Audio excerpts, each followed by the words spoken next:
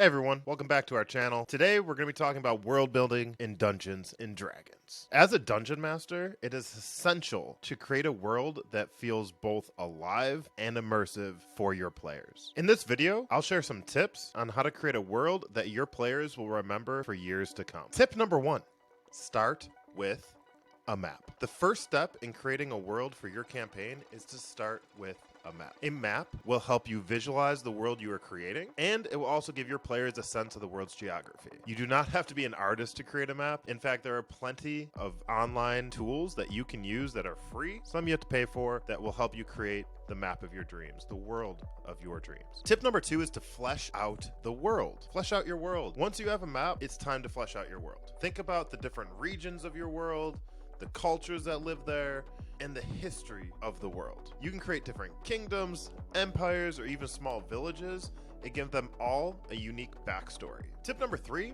is to add conflict. Conflict is essential in any good story, and your D&D world is no exception. Think about the different conflicts you want to add to your world, whether it's between different races or kingdoms. Conflict can lead to exciting quests for your players, and it can also create tension and drama in your story. Tip number 4, create interesting NPCs.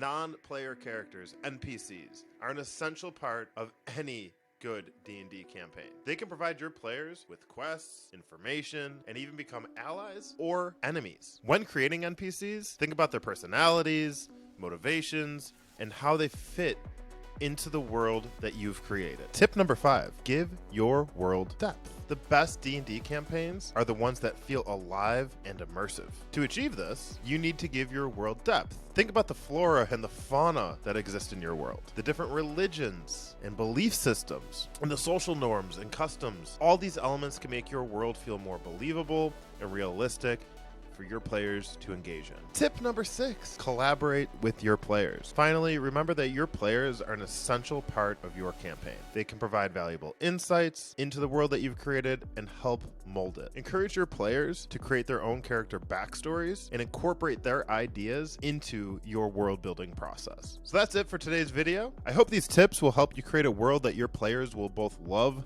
and enjoy. If you have any other tips for world building in D&D, feel free to share them in the comments below. Don't forget to hit the like and subscribe button for more D&D content. Thanks for watching, and I'll see you guys in the next video.